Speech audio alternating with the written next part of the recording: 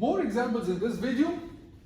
We have this circuit and we are required to know the region of operation of the transistor and calculate all the voltages and currents in the circuit. So as you see, the trick here is that what kind of transistor is that? This is a PNP transistor. PNP transistor. This is not an NPN transistor, this is a PNP transistor. When we deal with the PNP transistor, we are going to use exactly the same rules that we use with the NPN, except that we are going to reverse the directions of the currents on the circuit. So for example, IE, instead of being going out of the transistor, first this is the emitter, this is the collector, this is the base. Instead of IE being going out, IE will be going in, and I base will be going out, IC will be going out. So we reverse the directions of the currents. This is the first thing. The second thing is when we deal with the voltages, so instead of saying VCE, we say VEC. Instead of saying VBE, we say VEB. So here for the PNP transistor, actually what we are going to use the VEC.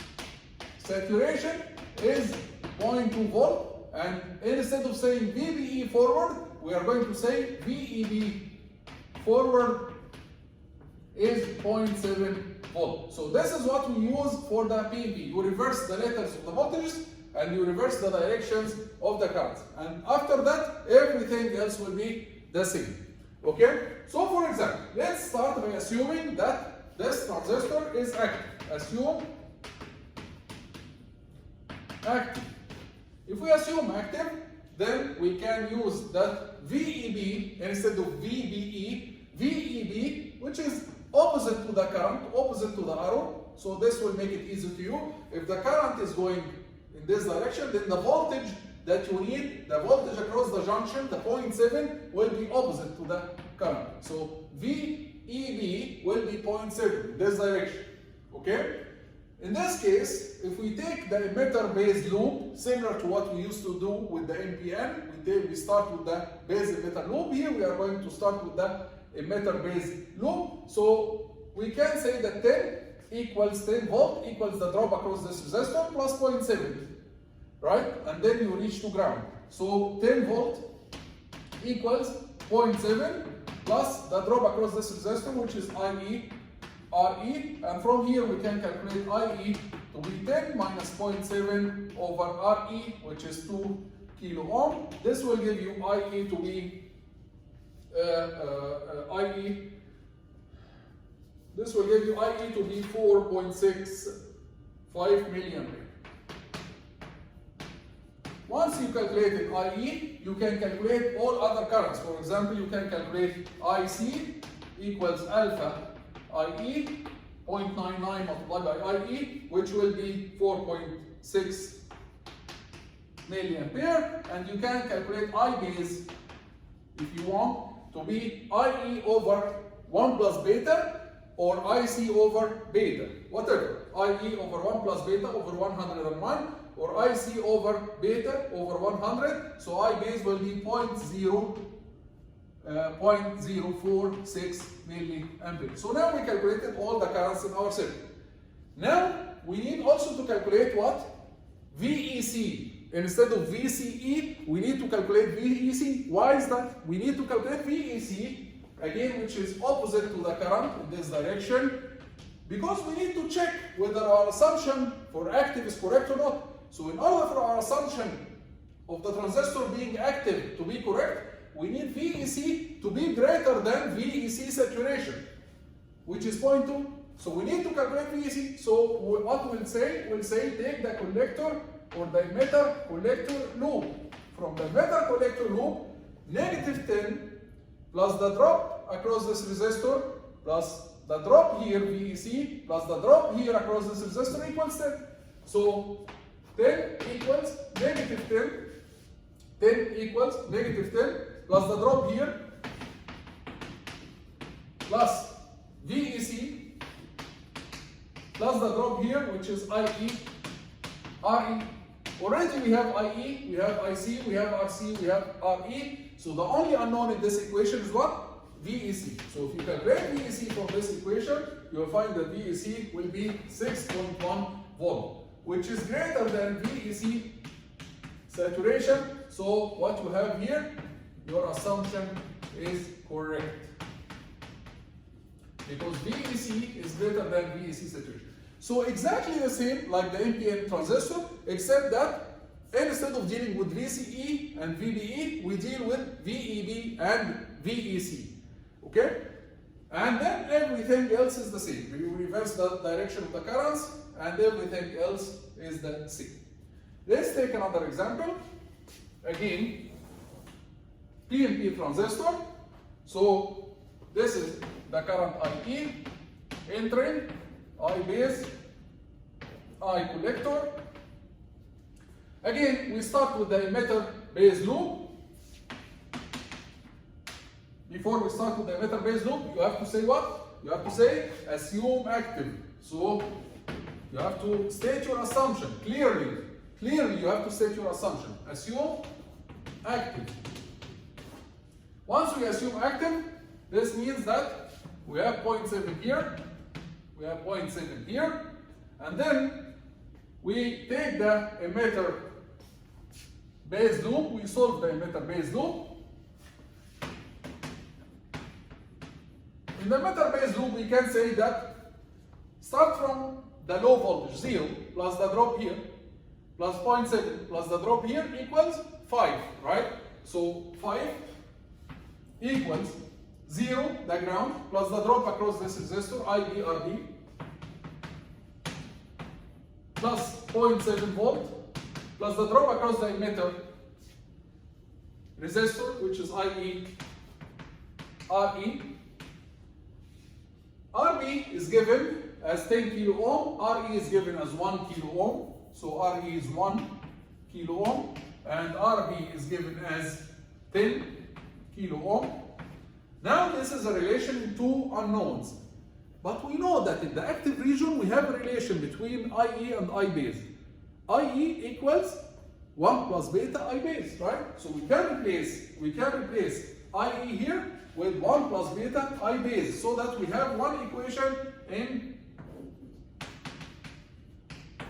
one unknown, right? So if we replace IE with 1 plus beta I base, so the only unknown now in this equation is I base. Then we can calculate I base from this equation to be I base to be 0.0387 milliampere. Once we calculated I base and we assume that it's active, in the active region, one of the advantages, if you know one of the currents, you can calculate all the currents. So once we calculated I base, you can say that IC equals beta I base 100 multiplied by I base 3.87 milliampere, and you can also calculate IE to be 1 plus beta I base or IC plus I base. You can use any of the equations to calculate IE. Either you add I base plus IC, or you multiply I base by 1 plus beta, or you multiply or you divide IC over alpha. Everything is available. You can use any of them. So you find that IE can be calculated as 3.91 milliampere, and here you can use 1 plus beta I base. So we calculated all the currents. Now, next step is to do what? We need to calculate from the emitter collector junction or the emitter collector loop. You need to calculate the value of VEC. So from the emitter collector loop, we need to calculate the value of VEC.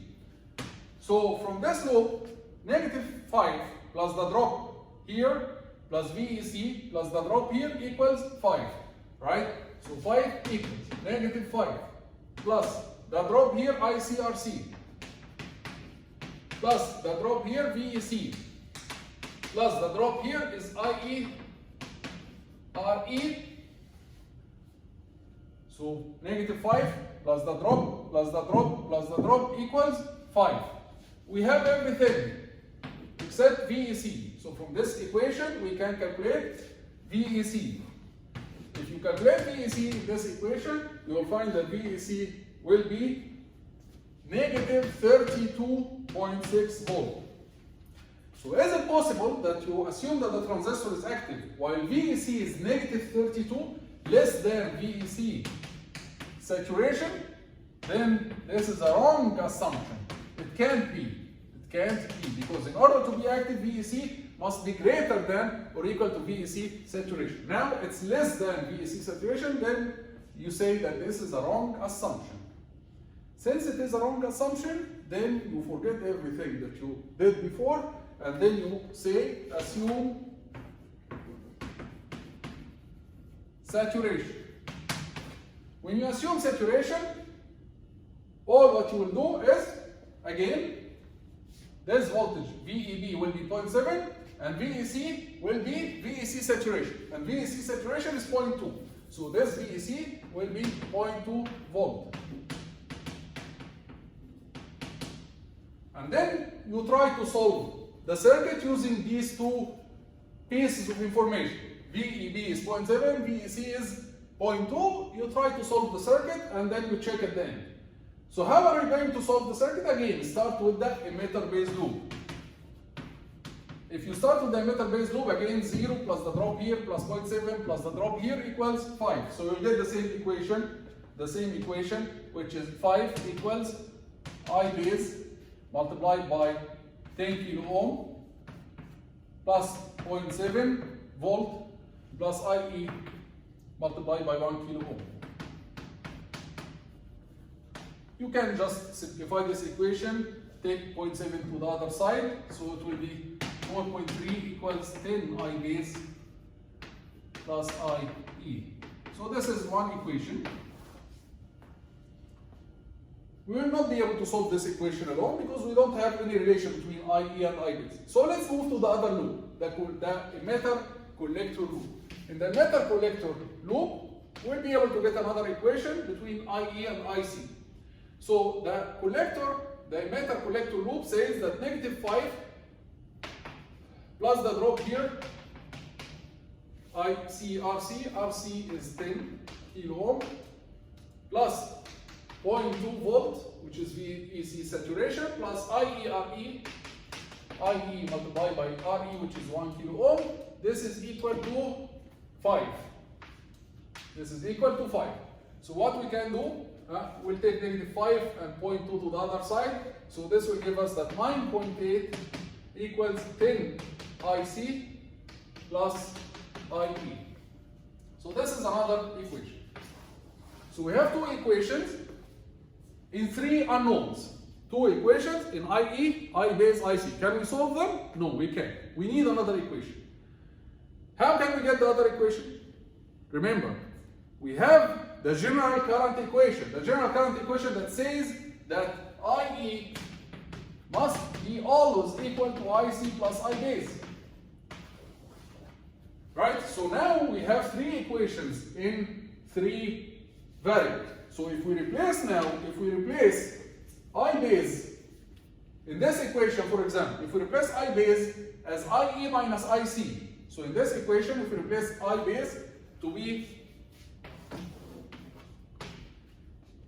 IE minus IC. So we get 4.3 equals 10 multiplied by IE minus IC plus IE. And then this can be written as 11 IE minus 10 IC. So now we have an equation in IC and IE, and also we have here an equation between IE and IC. And you notice something, we have here 10 IC, here we have negative 10 IC. So if we add these two equations, negative IC will cancel with 10 IC, then we'll get 12 IE equals 13.1 volt, okay? And IE can be calculated to be in milliampere, of course, because we used all the resistors in kilo ohm. Since we used all the resistors in kilo ohm, then all the currents will be in milliampere, okay?